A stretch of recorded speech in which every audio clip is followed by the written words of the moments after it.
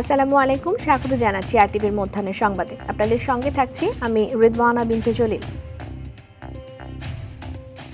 মানবতা বিরোধী অপরাধী হিসেবে শেখ হাসিনাকে বিচারের মুখোমুখি হতে হবে, এতে কোনো সন্দেহ নেই।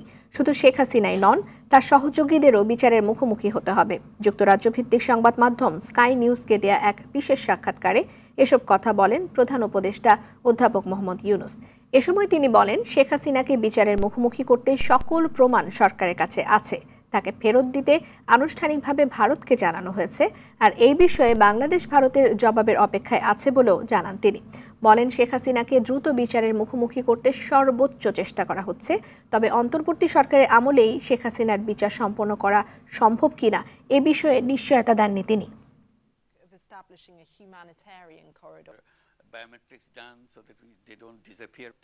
We started discussing with the international, not only her, and all the people who were associated with her, her family members, her clan. শুধু শেখ হাসিনা নন, যারা তার সঙ্গে জড়িত, তার পরিবার, ঘনিষ্ঠ সহযোগী ও ক্লায়েন্ট, তাদের সবাইকে বিচারের মুখোমুখি হতে হবে। আইনি প্রক্রিয়া বেশ দীর্ঘ হওয়ায় সময় লাগছে, তবে শেখ হাসিনাকে দ্রুত বিচারের মুখোমুখি করতে সর্বোচ্চ চেষ্টা করা হচ্ছে। I don't think history ever had that.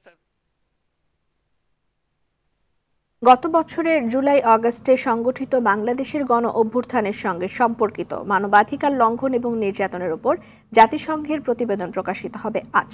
সুইজারল্যান্ডের জেনেভায় জাতিসংঘের মানবাধিকার বিষয়ক হাই কমিশনার ভলকার তুর্ক এই প্রতিবেদন উপস্থাপন করবেন। জেনেভা থেকে বাংলাদেশ সময় সন্ধ্যা ৬টায় ইউএন হিউম্যান রাইটস ইউটিউব চ্যানেলে অনুষ্ঠানটি সরাসরি সম্প্রচার করা হবে। এতে বাংলাদেশের অন্তর্বর্তী সরকার এবং নাগরিক সমাজের প্রতিনিধিরাও অংশগ্রহণ করবেন। এর আগে সোমবার জেনেভায় মানবাধিকার কাউন্সিলের ৫৮তম অধিবেশনে মানবাধিকার বিষয়ক বৈশ্বিক হালনাগাদ তথ্য তুলে ধরেন ভলকার তুর্ক। এ সময় তিনি বলেন, গত বছর সহিংসতায় ব্যাপক বিপর্যয়ের সম্মুখীন হয় বাংলাদেশ।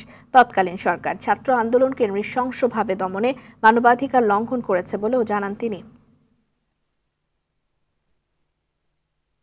পতিত আওয়ামী লীগ সরকারের সিরাজগঞ্জ ৪ আসনের ১০ম এবং একাদশ সংসদের এমপি তানভীর ইমামের উপস্থিতির খবরে গুলশানের বাসায় অভিযান চালায় ছাত্র জনতা।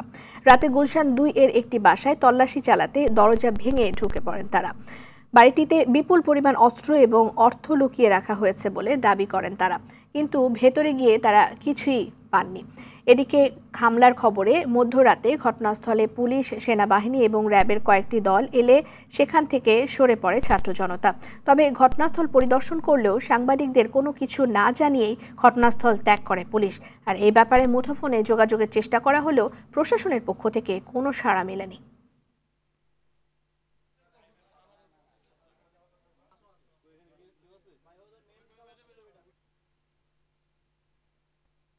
আমরা যা করার আমরা করছি, আপনারা যা করার করছেন। আমরা সব বের করতেছি, আমি পিছনে সাংবাদিক সাহেবরা সবাই দেখতেছে। আমরা এখানে মধ্যে কোনো কিছু নিজেরা কোনো কিছু লুকায় না। তাদের সাথে এসে আমি ভিডিও করতেছি, আপনাদের মতে আমি ভিডিও, মানে আমি মোবাইল অন করে রাখছি, আমি কোনো কিছু তো হাতও দিই নাই, আমি কিছু ধরিও নাই। আয়ার দরজাটা ভাঙ্গিয়া সব লুটমাট করে লয়ে গেছে। দরজা আধা ঘন্টা ধরে দরজাটা লাইতে লাইতে ভাঙতেছে। এখন কি করুম, বাইরে আমি সব খুলে খুলে লাইতেছে। পরে কি লাইতে বাইরে সব দরজা আমরা কিছু নিতে গেছি। অন্তর্বর্তী সরকারের উপদেষ্টা হিসেবে শপথ নিলেন অধ্যাপক CR আবরার। বঙ্গভবনে রাষ্ট্রপতি মোহাম্মদ শাহাবুদ্দিন তাকে শপথ বাক্য পাঠ করেন। শিক্ষা মন্ত্রণালয়ের উপদেষ্টা হিসেবে দায়িত্ব পালন করবেন অধ্যাপক আবরার। নতুন উপদেষ্টা যুক্ত হওয়ায় অন্তর্বর্তী সরকারে প্রধান উপদেষ্টা সহ মোট উপদেষ্টা এখন ২৩ জন। অধ্যাপক ডক্টর ওয়াহিদুদ্দিন মাহমুদ অন্তর্বর্তী সরকারের মেয়াদ শুরুর সময় থেকেই শিক্ষা মন্ত্রণালয়ের পাশাপাশি পরিকল্পনা মন্ত্রণালয়ের দায়িত্বে ছিলেন। ছাত্র জনতার আন্দোলনের মুখে গত ৫ আগস্ট শেখ হাসিনা সরকারের পতন ঘটে। এর ৩ দিন পর ৮ আগস্ট ডক্টর মোহাম্মদ ইউনূসকে প্রধান উপদেষ্টা করে অন্তর্বর্তী সরকার গঠিত হয়। এরপর কয়েক দফায় উপদেষ্টা পরিষদে নতুন মুখ যুক্ত হয়।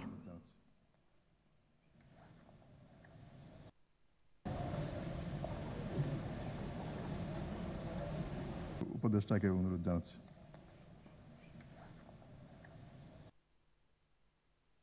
৭ দিনের সময় বেঁধে দিয়ে গাবতলী গরুহাট এলাকায় উচ্ছেদ অভিযান স্থগিত করল উত্তর সিটি কর্পোরেশন। এর আগে সকালে গাবতলী গরুহাট এলাকায় অভিযান পরিচালনা করে ঢাকা উত্তর সিটি কর্পোরেশন। গরুরহাট সংলগ্ন এলাকায় অবৈধভাবে বসানো দোকান গুঁড়িয়ে দেওয়া হয়। এ সময় সেখানে অবস্থিত ইটের গদিঘর ভেঙে দেওয়া হয়। পরে উত্তর সিটি কর্পোরেশনের প্রশাসক জানিয়েছেন, এই জায়গাগুলো বৈধভাবে ভাড়া দেয়া হবে। তবে যারা দোকান বসিয়েছেন তাদের দাবি, এই জায়গা ভাড়া দিয়েছে হাট ইজারাদাররা। সিটি কর্পোরেশন বলছে যে সব জায়গা অবৈধভাবে দখলে ছিল। গাবতলীহাট এলাকায় 30 একর ও পুরো বেড়ি বাঁধ এলাকায় 150 একর জায়গা অবৈধভাবে দখলে আছে। 2 ঘন্টা সময় দিত, হয়তো মালসাবাড়ি সরাইয়ে তারা একটা 2 দিনের ভিতরে একটা দোকান আর একটা ঠিক করে নিত। এই যে মালসাবাড়ি ক্ষতিগ্রস্ত হইলে ক্ষতিপূরণ কি দিবে কেউ? এখানে প্রায় 30 একরের উপরে জায়গা, মানে 90 বিঘা জায়গা আছে, এবং এই যে সামনে রাস্তা বেড়িবাঁধ দেখেছেন, তারপরে আমাদের জায়গা আছে প্রায় 150 একর। তো সুতরাং 150 একরের মধ্যে ওই অংশ ভরাট আছে, দখল আছে, সেগুলো আমরা উদ্ধার করব এবং এই উদ্ধার কাজ শুরু হয়েছে আজকে থেকে। গাবতলী বেড়িবাঁধ এলাকায় বিজিবি মার্কেট পর্যন্ত ইট, বালু এবং পাথরসহ আশেপাশের এলাকার অবৈধ স্থাপনা উচ্ছেদ অভিযান পরিচালনা করছে ঢাকা উত্তর সিটি কর্পোরেশন। সরাসরি চলে যাচ্ছি আমরা সেখানে। সাকিব আছেন এখানে। সাকিব, একটু জানাবেন যে অবৈধভাবে স্থাপনা উচ্ছেদ শুরু হয়েছে কিনা বা সবশেষ কি অবস্থা, সেখানে কি চলছে এখন?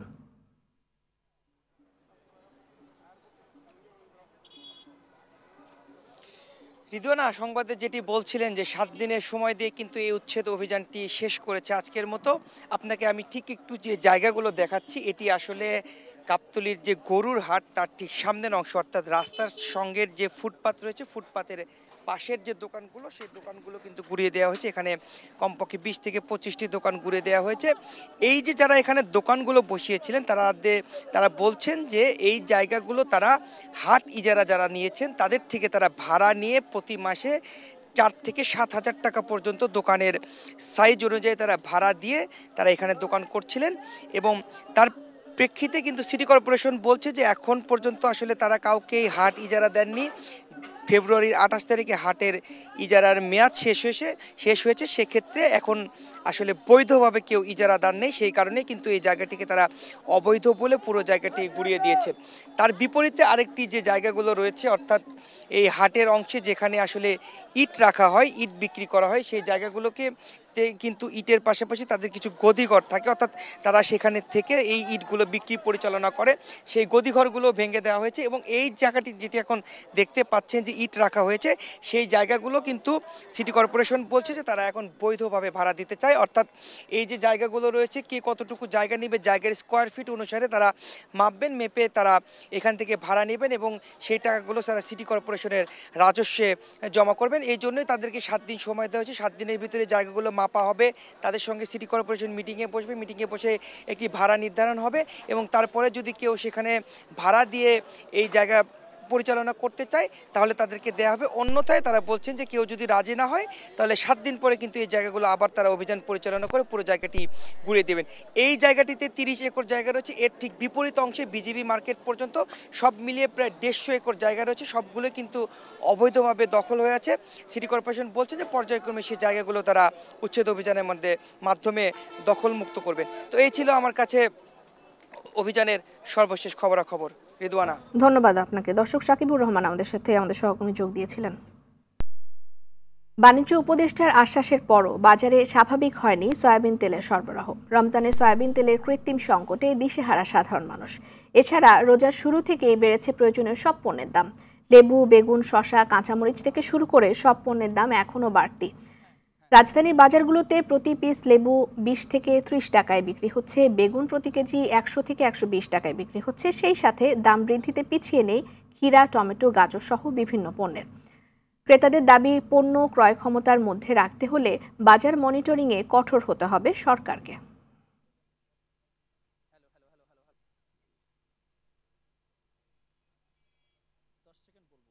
দর্শক, বরিশালে ফলের দোকানে অভিযান চালাচ্ছে ভোক্তা অধিকার সংরক্ষণ অধিদপ্তর। এ বিষয়ে বিস্তারিত জানাতে সেখান থেকে সরাসরি যুক্ত হচ্ছেন সহকর্মী আরিফুল ইসলাম।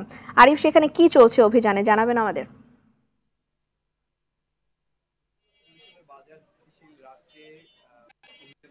ধন্যবাদ আপনাকে। আসলে ভোক্তা অধিকার সংরক্ষণ অধিদপ্তরের যিনি কর্মকর্তা রয়েছেন তার সাথে আমরা কথা বলেছিলাম। অপূর্ব অধিকারী, বরিশাল বিভাগীয় যে উপপরিচালক, তিনি আমাদেরকে জানিয়েছেন যে সকাল 11:30টায় তিনি বরিশালের স্টিমার ঘাট ফল এবং যে খাবারের হোটেলগুলোতে অভিযান চালাচ্ছে। ইতিমধ্যেই কিন্তু 60টি দোকানে এই অভিযানের আওতায় আনা হয়েছে এবং সেখানে 11,000 টাকা প্রায় জরিমানা করা হয়েছে আমাদের, এমনকি তিনি জানিয়েছেন। এখনো কিন্তু অভিযান কার্যক্রম চলছে। একটু দেখাতে চাই যে ভিতরের পরিস্থিতি। বরিশালের স্টিমার ঘাট মা রেস্টুরেন্টে এখন তারা অভিযান চালাচ্ছে এবং সেই অভিযানের যে প্রেক্ষাপটটি সেটি কিন্তু সকাল থেকেই কার্যক্রম চলছে এবং গতকালকেও কিন্তু তারা অভিযান চালিয়েছে বরিশালে এবং গত পরশু চালিয়েছিলেন দৈনন্দিন যে তাদের রুটিন রয়েছে তার বাইরেও কিন্তু এই রমজানকে কেন্দ্র করে অতিরিক্ত যে অভিযানগুলো সেগুলো তারা করে যাচ্ছে। একটু কথা বলবো, আমরা সরাসরি সংযুক্ত আছি, একটু দয়া করে বলবেন যে আজকে আপনাদের অভিযানের বর্তমান অবস্থাটি কি। আমরা কথা বলবো বরিশাল ভোক্তা অধিকার সংরক্ষণ অধিদপ্তরের বরিশাল বিভাগীয় উপপরিচালক অপূর্ব অধিকারী। একটু বলেন আজকের অভিযানের বিষয়। আজকে অভিযানে আমরা এই লঞ্চঘাট এলাকায় এখানে আমরা মূলত নিত্য প্রয়োজনীয় পণ্যের যে দোকানগুলো আছে, মুদি দোকান, সবজির দোকান, ফলের দোকান এবং হোটেলগুলো, এগুলো আমরা সবই খতিয়ে দেখছি এবং আমরা এর আগে ফলের দোকানগুলোতে মূল্য তালিকা না থাকার কারণে আমরা কিছু জরিমানা আরোপ করেছি। একটা গ্যাসের দোকানে মূল্য তালিকা না থাকার কারণে সেটা আমরা দেখেছি, তাদেরকে সতর্ক করেছি। তাছাড়া গ্যাস এবং তেল পাশাপাশি না রাখার পরামর্শ দেওয়া হয়েছে। আর আমরা যে হোটেলে এখন অবস্থান করছি, এই হোটেলটিতে মূলত একজন ভোক্তা তিনি চিকেন চাপ খেয়েছিলেন বেশ কিছুদিন আগে। তিনি একটু অভিযোগ দায়ের করেন যে চিকেন নিয়ে ওনার একটু সমস্যা, সেটি আমাদের অফিসে নিয়ে আসেন এবং আমরা আসি তারই তদন্তের অংশ হিসেবে এখানে আসি এবং উভয় পক্ষ চলমান এই আমাদের তদন্ত কার্যক্রম এখনো শেষ হয়নি। শেষ হলে আমরা এই বিষয়ে তথ্য আপনাদের দিতে পারবো। ধন্যবাদ। আসলে যেমনটি শুনছেন মূলত তাদের অভিযান চলছে, এই অভিযান চলবে গোটা রমজান জুড়েই। কিন্তু রমজানকে কেন্দ্র করে এই অভিযানটি চলার কথা রয়েছে এবং এছাড়া বরিশালের জেলা প্রশাসনের পক্ষ থেকেও কিন্তু নির্বাহী ম্যাজিস্ট্রেট যিনি রয়েছেন তিনিও কিন্তু অভিযান চালাচ্ছেন। তবে তার অভিযানগুলো সাধারণত বিকেল কেন্দ্রিক হয়, আমরা এমনটি দেখেছি। এবং অধিকার সংরক্ষণ অধিদপ্তর কিন্তু সকাল থেকে তারা অভিযান পরিচালনা করেন। এবং আমরা একটু জানিয়ে রাখি, ভোক্তা সংরক্ষণ অধিদপ্তর এবং বরিশাল জেলা প্রশাসন তারা কিন্তু একদিকে যেমন মোবাইল কোড পরিচালনা করেন, অপরদিকে কিন্তু বাজার মনিটরিং, একদিকে বাজার মনিটরিং, মোবাইল কোড করার পরেও কিন্তু বরিশালে এখন পর্যন্ত নিয়ন্ত্রণহীন ভাবে চলছে বরিশালের দ্রব্যমূল্যের বাজার। অপরদিকে যেগুলো রয়েছে সেগুলো মাছ মাংস দোকানগুলোও কিন্তু প্রতিদিনই বলা হচ্ছে, কিন্তু এর কোনো সুষ্ঠু সমাধান এখন দেখিনি। তারা বলছেন যে সমাধান করার জন্য যতটুকু করণীয় সেটি খুব দ্রুতই সমাধান হবে। এতটুকু। আরিফ, ধন্যবাদ আপনাকে। বিভিন্ন স্থানে সড়ক দুর্ঘটনায় 3 জন নিহত হয়েছেন। ঢাকার ধামরাইয়ে ড্রাম ট্রাকের ধাক্কায় মোটরসাইকেল আরোহী সেনা সদস্য শরীফুল ইসলাম নিহত হয়েছেন। মঙ্গলবার সন্ধ্যায় ধামরাইয়ের ডেমরান এলাকায় এই দুর্ঘটনাটি ঘটে। তিনি রাঙামাটিতে সৈনিক পদে কর্মরত ছিলেন। এদিকে পাবনায় সড়ক দুর্ঘটনায় এক ট্রাক চালক নিহত হয়েছেন। গেল রাতে ঈশ্বরদীর দাসুরিয়া রেলগেট এলাকায় যানজটে দাঁড়িয়ে থাকা ট্রাককে পেছন থেকে অন্য একটি ট্রাক ধাক্কা দেয়। এতে ট্রাকের চালক আশিক শেখ নিহত হন। এছাড়া রাজবাড়ীর কালুখালীতে বাস চাপায় বাসের ধাক্কায় মোটরসাইকেল আরোহী আইনজীবী জুয়েল রানা নিহত হয়েছেন। ভারতে পাচারের সময় চুয়াডাঙ্গায় অভিযান চালিয়ে প্রায় 2.5 কেজি ওজনের 18টি স্বর্ণের বার উদ্ধার করেছে বর্ডার গার্ড বাংলাদেশ বিজিবি। এ সময় আটক করা হয়েছে 2 চোরা কারবারিকে। উদ্ধার করা হয় স্বর্ণের আনুমানিক বাজার মূল্য প্রায় 3 কোটি টাকা। মঙ্গলবার বিকেলে চুয়াডাঙ্গা 6 বিজিবি দফতরের সংবাদ সম্মেলনে বিষয়টি নিশ্চিত করেন চুয়াডাঙ্গা 6 বিজিবির পরিচালক লেফটেন্যান্ট কর্নেল নাজমুল হাসান। আটককৃতরা হলেন জেলার দামুর হুদার রফিকুল ইসলাম এবং কুমিল্লার দেবিদ্দারের লিটন খান।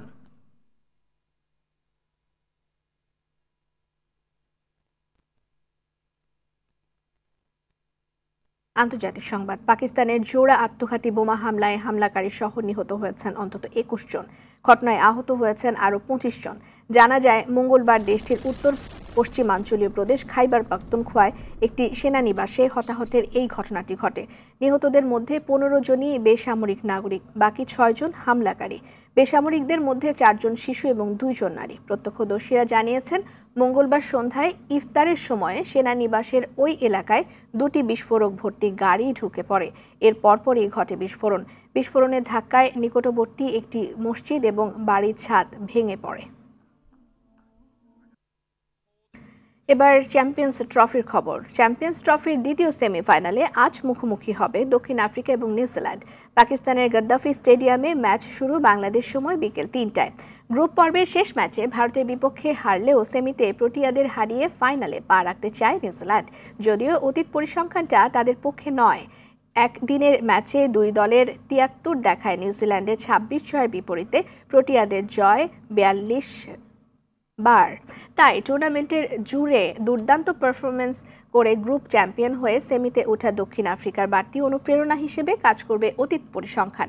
এই ম্যাচে জয়ের ব্যাপারে আশাবাদী হলেও দেখে শুনে খেলতে চায় প্রোটিয়ারা।